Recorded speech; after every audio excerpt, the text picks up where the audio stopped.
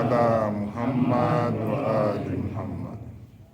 Leo tunaendelea vile vile kutaja baadhi ya hukumu, na kwa ahadi tuliyoitoa jana tutazungumzia suala la safari ambalo limekuwa ni mtihani mkubwa baina ya Waislamu kwa kufunga na kwa kupunguza sana, na hasa katika funga, vile vile na katika kupunguza sana, kwa sababu zote hizi ni hukumu moja kama ambavyo tulisoma jana, na hapa vile vile tutasoma riwaya kabla ya kutoa hukumu ambayo tunatakiwa tushikamane nayo. Lakini kabla ya kusoma, ni ufahamu kuwa swala hili kwetu sisi wafuasi wa Ahlulbayt alayhimu salam, Allahumma salli ala Muhammad, halina khiari kuwa nifunge au nisifunge nikiwa katika safari. Sisi ni lazima ufungue ukiwa katika safari, kwa hiyo halina khiari. Hilo la kwanza kabisa ulijue.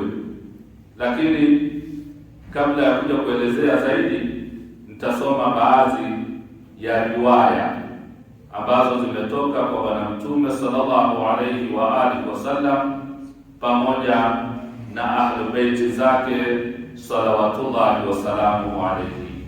Allahumma salli ala Muhammad wa ali Muhammad. Hadithi ya kwanza kutoka kwa Bwana Mtume inasema, law anna rajulan mata sa'iman fi safar ma sallaitu alayhi. Riwaya inatisha kidogo, lakini maulama wana ufafanuzi mwingi. Mimi nitafsiri ilivyo. Nasema hivi: lau mtu atakufa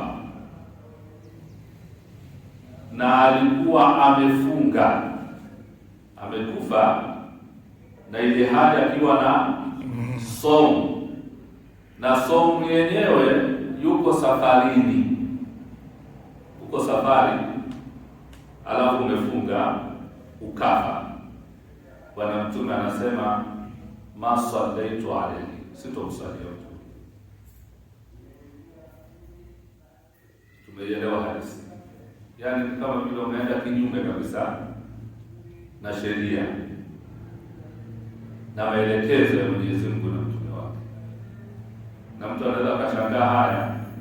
Sasa ikiwa pia katika kuoa Bwana Mtume anasema nikahu min sunnati faman raghiba an sunnati falaysa minni, zioanishe tu na zifungamanishe.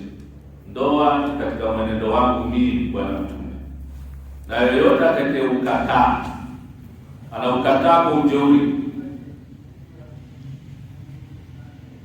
siku ukataa kwa aina nyingine, kwa ujeuri, hataki kuoa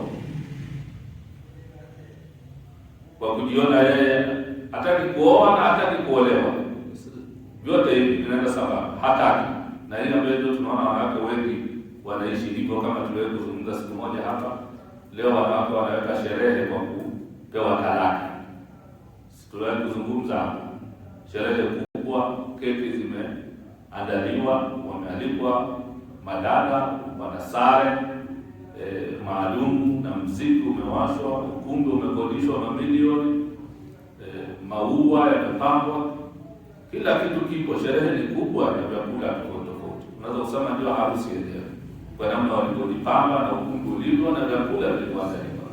Lakini anashangilia nini? Anasherehekea nini? Kupewa talaka.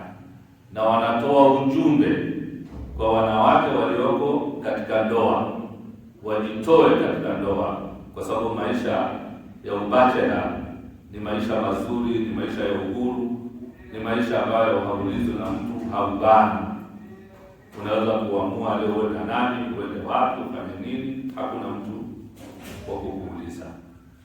Sasa Bwana Mtume anasema an-nikahu min sunnati faman raghiba an sunnati falaysa minni, hautokuwa na Bwana Mtume wewe.